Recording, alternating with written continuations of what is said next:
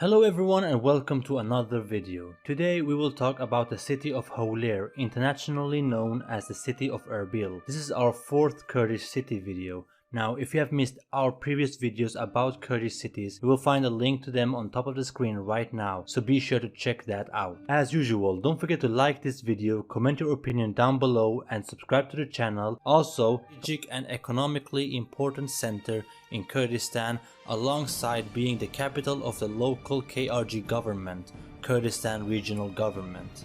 The city's official name, Erbil, probably comes from Erbilum, which was what the Sumerians called the city about 3000 BC. During this time, the city was a center for many ancient Mesopotamian gods, not at least Inanna, the god of lust, war, justice and political power. The Kurdish name for the city, Hawler, appears to be a corruption of the name Erbil by a series of metatheses of consonants, leading to a change of the name during a long period of time. The city of Hawler is located in southern Kurdistan, which at the moment is occupied by Iraq. Except the 1.2 million inhabitants, the Erbil Governorate has a population of at least 2.3 million people. Settlements in Hawler inhabited by people can be dated back to 5th millennium BC, making the city one of the oldest still inhabited areas in the world. The heart of the city contains of the ancient citadel of Erbil, which according to most sources was the main centrum of the city in ancient times. The first discoveries of the city comes from the archives in the city of Ebla in modern Syria. The records mentions 2 journeys by a messenger from Ebla to the city of Erbilum around 2300 BC. The city was back then in control of the Akkadian Empire, but would in time around 2150 BC fall into the control of the Gutian people, one of the Kurdish ancestors. In time, the city would fall into Assyrian control within 3 different eras: the Old Assyrian Empire, the Middle Assyrian Empire and the Neo-Assyrian Empire.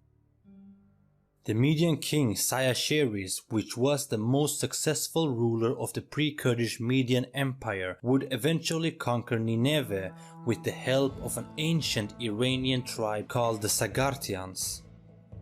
After the gaining of new lands, Sayaxeris would reward this ancient tribe by offering them settlements within modern Hawler and Kirkuk. Many years later, the very famous Battle of Gaugamela took place in the outskirts of Hawler, marking a very strategic and symbolic battle between the armies of Alexander the Great and King Darius III of Persia. Hawler would eventually become part of Alexander's empire, and after the death of Alexander the Great in 323 BC, the city fell into the hands of the Seleucid Empire, following a number of other rules before the Iranian Sassanid Empire would rule the area and the city until 651 AD. The main religion in Hawler during this time was Zoroastrianism and Christianity. However, soon the Arabs came from the south with a whole new religion with themselves called Islam. As Islam within time became the dominant religion in the area, different people calling themselves Muslims also got benefits in the society before others. The Kurdish Sunni Muslim tribe of Heshbani had several governors placed within the city of Hawler between 10th century and the 12th century. In the year of 1237, Hawler was attacked by the Mongols. In this attack, the Mongols successfully plundered the lower town of Hawler. However, they were soon forced to retreat as the ruling caliphate reinforced the area with a much larger army. The Mongols would however get back as they in 1258 captured Baghdad and defeated the local Begtegnid rulers, whose ruler claimed that the Kurdish garrison would follow their surrender. The Kurds however refused, something that would lead to a 6-month-long siege of Hawler by the Mongols. The ruling Hulagu clan of the Mongols then appointed an Assyrian Christian governor of Hawler, and the Orthodox Syriacs of Hawler were allowed to build a church in the city. However, the good relations between the Mongols and the Christians in Hawler would turn around as the Mongolian Ilkhanate started persecutions against both Christians, Jews and Buddhists under the rule of Mongolian Emir Nowruz. Kurdish tribesmen reportedly participated in the Mongolian massacres of the Assyrian people in the 1st of July 1310. Whether it was a minor or a major participation is further unknown. Eventually, the city would come under the hands of the Ottoman Turks and for 400 years be part of the Mosul Vilayet until the Kurdish and Ottomans were defeated in World War I. The city of Hawler stands on a very important location, right on the route between Baghdad and Mosul. This made Hawler an important trading center during the Middle Ages, which would be vital for the city's future expansions into a greater city that it is today. Today, the Kurds are a majority of the total population of Hawler, followed up by Arabs, Assyrians, Turkomans, Armenians, and smaller groups of Iranians and Mandinians. Even though Hawler was implemented into a future Kurdish self-ruling after negotiations between Mustafa Barzani and Saddam Hussein, the city was under the dictator's grip until the Kurdish Raparin revolution in 1991. We will leave a link on top of the screen for our documentary about the Raparin revolution right now, so be sure to check that out. In the 90s, Hawler became one of the centers in the 3-year-long Kurdish civil war between the two main parties of PUK and KDP. The city of Hawler was captured by the KDP under Iraqi assistance in 1996. To answer on this action, the PUK created an alternative Kurdish government in the city of Sleimani. The civil war would cost at least 6,000 deaths of both sides, and eventually the war ended as the both sides met and signed a peace treaty between themselves, dealing on the future power of Iraqi-occupied Kurdistan. Hawler later became one of the iconic cities for the resistance against the Iraqi Ba'ath regime as America invaded Iraq in 2003. The city was targeted several times after the fall of the Ba'ath regime, allegedly by the Islamic terror organization Ansar al-Sunnah, which killed 109 people during the 2004 Hawler bombings and another 60 people in the suicide bombings 4th of May 2005. The same year, 2005, the international airport of Erbil was opened.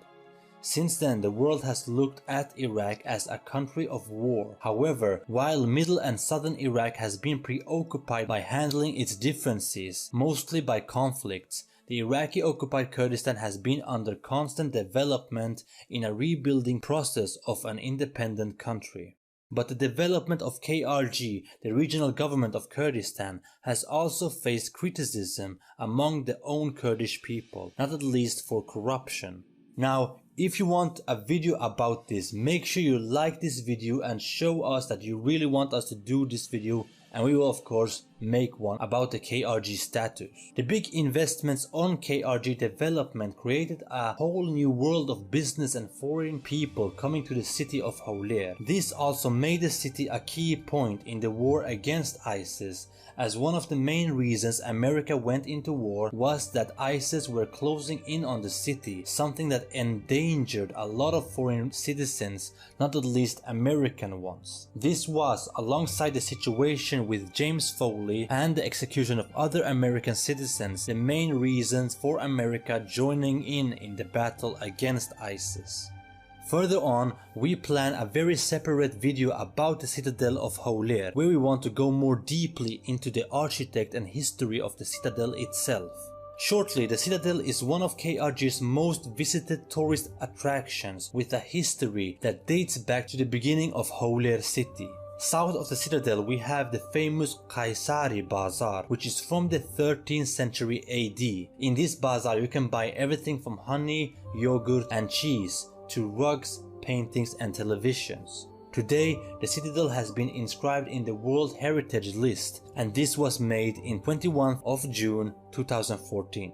The city of Hawler has throughout time been under different people, different rules, different kingdoms and different dynasties. Looking from the beginning to today, it has been under Kurdish influence for most of the years, and it is likely that this will be the case for the future of the city. Now, that's it for this video. If you like it, give it a thumbs up, make sure you comment your opinion down below, let us know which city or village of Kurdistan that you want us to talk about in the next video of this series, and don't forget to subscribe to the channel, and we will see you next time.